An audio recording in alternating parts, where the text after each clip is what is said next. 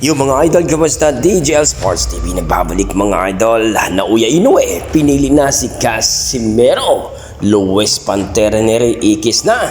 Yan ang ating pag-uusapan ngayon mga idol. Pero kung bago naman kayo sa aking YouTube channel, baka pwede makahingi ng isang like, subscribe at pakipindot na rin ang ating notification bell para ma-update kayo sa ating bagong video na katulad nito. Well mga idol, alam naman natin na kung saan ay kakatapos lang ng bakbakan sa ating pambato na si Marlon The Nightmare Tapales, ang ating tinaguriang malupit sa WBE at IBF Super Bantamweight title. Na kung saan mga idol, naagaw talaga ang kanyang titulo dito kay Naoya Inoue at nagiging undisputed itong monster kuno ng Japan na tirador ng piniritong bangaw. Na kung saan mga idol, 2 times undisputed na po ang tinaguriang monster ng Japan.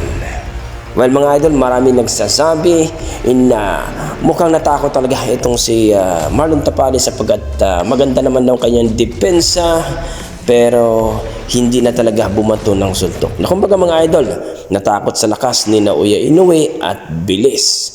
Sa kabilang banda mga idol, ngayon po ay mukhang pinili na ni Naoya Inoue itong si Casimero sapagkat ay matagal na itong hidwaan sa kanilang dalawa. Bagamat rank number 3 pa naman itong si Casimero sa WBO, pero siya din ang mamimili kung sino ang kanyang kakalabanin. So nangunguna nga dito sa listahan itong si Luis Pantera Neri, ang number 1 sa WBC Super Bantamweight Division. Pangalawa dito si Murjun Akhmadalib, ang Uzbekistan mga idol, na kung saan ay kapapanalo lamang dito kay Kevin Gonzalez, ang rank number 2 sa WBE. At ngayon naman nanatili naman itong si Murjun Akhmadalib na rank number 1 dito sa WBE. At pangatlo mga idol, itong si Quadralas General Casimero, ang angas ng Pinas, na kung saan ito talaga ang gustong makalaban ni Naoya Inoue para matapos na ang kanilang hidwaan.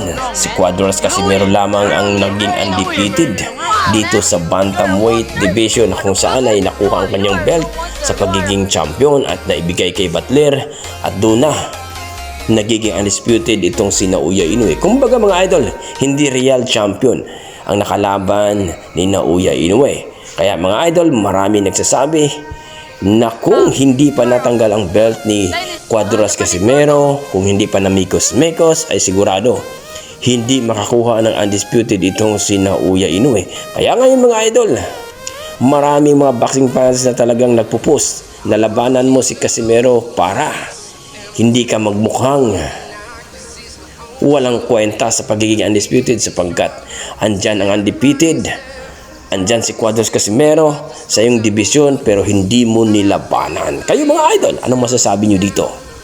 Lalabanan talaga ni Naoya Inoue itong si Quadralas Casimero o mananatiling duwag at turtol daw sa kanyang buhay sa pagiging undisputed? I-komento mo na sa baba mga idol para ating pag-usapan. Maraming salamat.